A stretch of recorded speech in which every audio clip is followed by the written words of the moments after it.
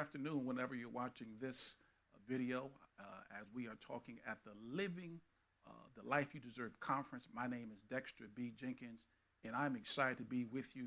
And actually, what we're going to be talking about is what I call the secret sauce to wealth building, which is called the three ships. And so what we'll be doing is looking at how do you build wealth? Because if you're talking about living the life you deserve, obviously money is going to be a big part of that. So if you're talking about living the life you deserve financially, which we'll be talking about today, or living the life you deserve in regard to your health or into your relationships, money's going to play a big part of that. Again, my name is Dexter B. Jenkins, and I am what they call a faith-based financial mentor.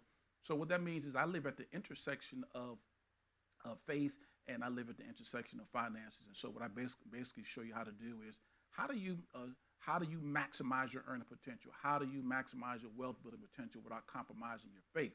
And so I'm excited to spend this time with you over the next 15 to 20 minutes to really break down some things that I think that will help you reach your highest financial potential. So as we're talking about the three ships of wealth building, which is the secret sauce to building wealth, one of the things I encourage you to do is to get a pen and a paper, because this is going to be very helpful. Also, if you go over to my website, dexterbjenkins.com, you'll be able to download everything I'm talking to you about. So if you go over to dexterbjenkins.com, you'll be able to download exactly everything I'm going over this morning, okay? Or this evening, or this evening whenever you watch it. So what are the three ships to wealth building? Now, the reason why I call it the secret sauce to wealth building, because if you know anything about a secret sauce, most of the time it's very simplistic. If you do any type of cooking, and people always say that your dish is pretty good, it's usually a pinch of this, a pinch of that, and whatever else. And when you put it in there, it turns out to be pretty good.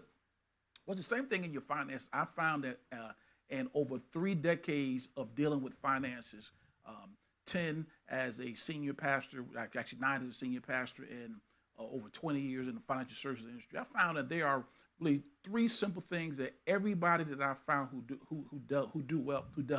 do pretty well in their finances, what they do. And so that's what we'll be looking at over these next few minutes. What are the 3 things? I'm not talking about 103, I'm not talking about 33. We're talking about 3 simple things that you can do to build wealth, become rich, whatever phrase you want to use, so that you can live the life you deserve. Okay, so let's look at that. So the secret sauce to building wealth, I'm going to use the board because I think this is going to help you as we illustrate in this. And I said, again, if you head on over to dexterbjenkins.com, you can download this free guide. It will go over everything that we're talking about this morning, this evening, or this afternoon. So as we're looking at this, the first ship and the 3 ships are SHIPS. So the first ship we're going to look at is something called stewardship. So this is, as we're talking about living the life you deserve, I'm talking about living the finances you deserve. What I found is that everyone who does well financially, they master this ship, stewardship. And stewardship is all about, really, this right here, is really about you putting your money to work, you telling it where it's going to go. Put up here, putting your money to work, meaning you have to tell it what to do. Have you ever found out that it's a little bit different now, but back in the day when we would cash our physical check, and then if you didn't put it in the bank or do whatever else, you would look back like, wow, how did I spend that much money? Well, that happened because you didn't put your money to work. You didn't tell it exactly what to do. So in stewardship, what you have to do is you have to master this concept of putting your money to work. And what we use in order to do that is something that we call a spending plan. Now, other folks call it a budget. I call it a spending plan. Let me break this up here, spending plan. Unlike that for you. I call it a spending plan because I think a spending plan empowers you more so, where a budget, you sort of feel like you're sort of captive. But a spending plan, it does exactly what I talked about. It tells you where to put your money. It gives your money marching orders. And what you want to do on this ship with stewardship is you want to become what I call a, see if you can see this, I'll put it up high. You want to become what I call a 10-10-80 person. Let me say that again. So in stewardship, the goal is for you to obviously put your money to work, what you said here, put together a spending plan. But what I want to do up here is I want them to become what we call a 10-10-80 person. Now, what's a 10-10-80 person? The first 10% stands for tithing or giving. Whether you are a part of a local church or synagogue or your favorite charity, one of the things you want to do when you have your spending plan is your first 10% you want to give away. Now, why do you want to give it away? You're probably saying, if I'm struggling, why would I do that? Well, what happens is, if you know anything about finances or what I call currency, there's a giving and a receiving. And so as you give, it opens you up to receive. So you want to put your first 10% away. You want to give it away or give into. Secondly, you want to invest your second 10%. So maybe you have a 401k, 403b, something you do at work, or an IRA, a self-employed IRA. So you can do that for your next 10%. And then the last 80%, you want to learn how to live off of. Now, this configuration would maybe change a little bit. If I were to change it, I would say maybe 10% give, 20% with you saving it and living off the 70. But as you go, you'll develop this concept of saving more, and as you save more, obviously you'll live off less. But the thing is, putting your money to work, telling them what to do through a spending plan is really the essence of stewardship. So if I'm going to live the life that I deserve, if I'm going to have the money that I deserve, the first secret sauce, so to speak, of our stewardship, of all of our super things, is this thing called stewardship. Now, what's the next one? So now I've learned that the first key to me doing well is I've got to become a good steward of my finances. And so we know the key to doing that is this thing called having a spending plan, and the goal is to become a 10-10-80 person. So what's the second ship? So we know we got stewardship. The second ship is what I call ownership. Now I'm gonna use a different bark. I'll use green for that. Let's use the black one. Let's talk about ownership. Now, ownership is this. It starts out with having the mentality of being, of having the mentality of being an owner. For the most part, we've been trained to be a consumer. You recognize that every commercial is out there trying to get you to spend money. Very few commercials are out there getting you try to do what? To save and invest money. They want you to spend money. So this ship, ownership, really starts with you recognizing that it is extremely important for you to develop an owner's mentality. Now, with having this owner mentality, what I want to do is I want to become laser focused on developing what we call assets. Now, by definition, an asset is, now there are a number of different definitions, but I'm going to use this definition. An asset is something that puts money into your pocket, whereas a liability is something that takes money out of your pocket. Let me say that one more time. An asset simply does what? Actually, we can put it up here. Asset puts money into your pocket or cash flow into your pocket, whereas what? We say a liability takes it out. Spelling A-B-I-L-T-Y. You guys can follow me in this. Takes money out. So what I want to do with an ownership mentality, I've got to get laser focused on what? Building assets that put money into my pocket. Now, the question becomes this, Dexter. If I want to have an ownership mentality and I want to get real serious about building, I would like to say laser focus on building assets, things that put money in my pocket, what are some examples of assets? Well, I'm glad you asked me that. Because I find that, listen, if you get serious about stewardship, you get serious about ownership, you'll be well on your way to creating the money that you deserve. So now, what are some examples of ownership things, assets that can put money into my pocket? Well, let's look at them. Some are real estate. I'm a real estate guy. My wife and I have a number of properties and things. So, but real estate, and I like to say, cash flowing real estate, meaning that every month that the property that I own brings money into my pocket. So one example of an asset is what I call cash flowing real estate. Another example that you can use for an asset is intellectual property.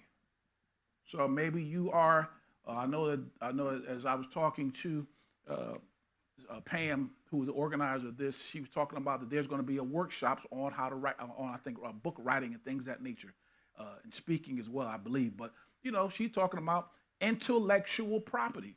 Well, you think about this. Have you ever gone to like it used to be iTunes. I think it's Apple Music now. Have you gone to Apple Music and downloaded a song? Maybe it's one of a new song that comes out. Maybe it's an old school jam, and what you do is a song is usually about $1.29.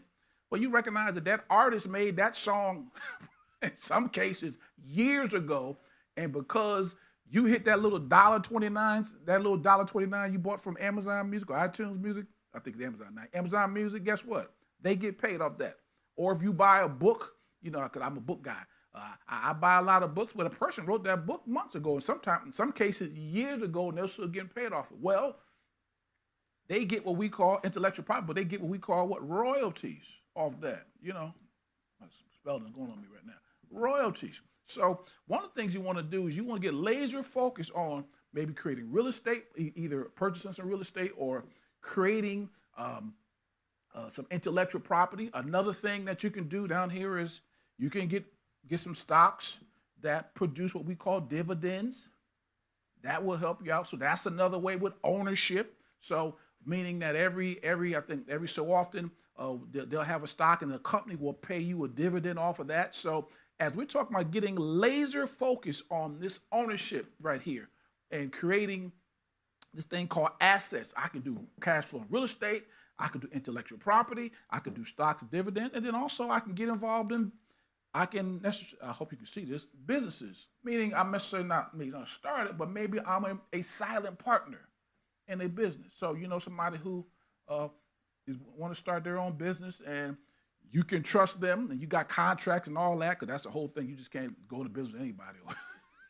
You got to make sure everything is everything. But listen, if their business is successful, well, they'll pay you some money every month off of their business. So this is thing of, hey, I've got to get very focused on, as I said, creating. Actually, I'm gonna write it again because I want to get my point across here so you guys get this, because this is going to help you create the dials.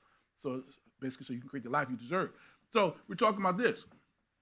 If we're talking about getting serious about this thing called what? Assets, right? So what I've got to do with assets, I said earlier, I'm going to write it one more time because I think it's that important. I want you to get this. We've got to do two things. We've got to either create them or what? Purchase them. Either one or two. So I'm getting laser focused in this ship right here. Creating assets, either creating them or what? Purchasing them. Got it? So we've gone through two ships. So the first ship was what? Stewardship. And stewardship, I'm creating this thing called a spending plan where I'm putting my money to work. And what I want to do is I want to become a 10-10-80 person. Somewhere around there, you may change the configurations of it. And hey, don't get discouraged if you can't start there. I tell people, start where you are. And the goal is, as you start where you are, you'll begin to grow. And I said, if you head on over to dexterbjenkins.com, you'll be able to download that book, that free guide that goes more into depth about this. And then we come over here to this second ship, which is what? Ownership. Now, ownership talks about getting serious about creating this thing called what? Assets. Assets put money in your pocket, where liability takes money out. And if I get laser focused on creating assets, believe me, I'll be all good. All right? So now, what's the third ship? So we looked at what? Stewardship. That's the first one. The second one has been what? Ownership. And the last one is what we call entrepreneurship. Now, entrepreneurship, I want to make sure I spell. Oh, to tell you spelling it goes when you're up here.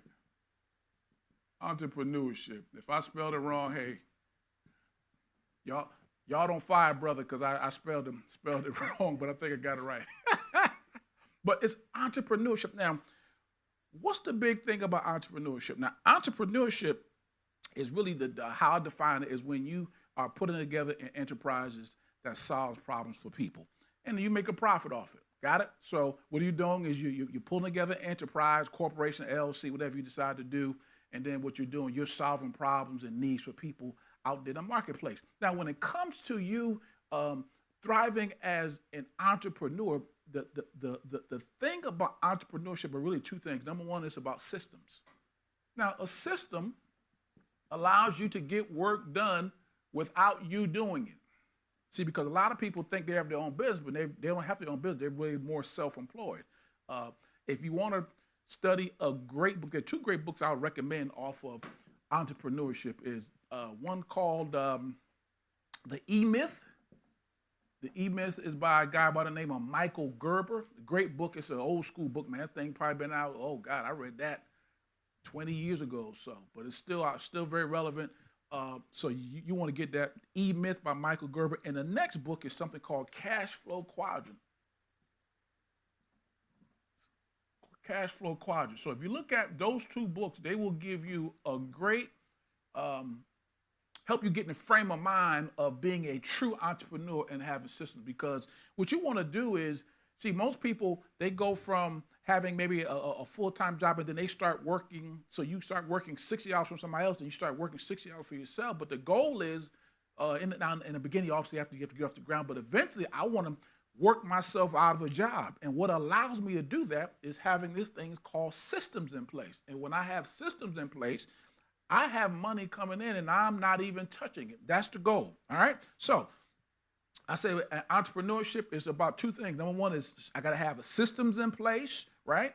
And I said read these two books, E-Myth and Cash Flow Quadrant, in order to get a good feel of that. But then the other thing, which is to me, which I love when it talks about entrepreneurship, it's this thing called leverage. Now, Dexter, what is leverage? Well, leverage allows you to get more done with less.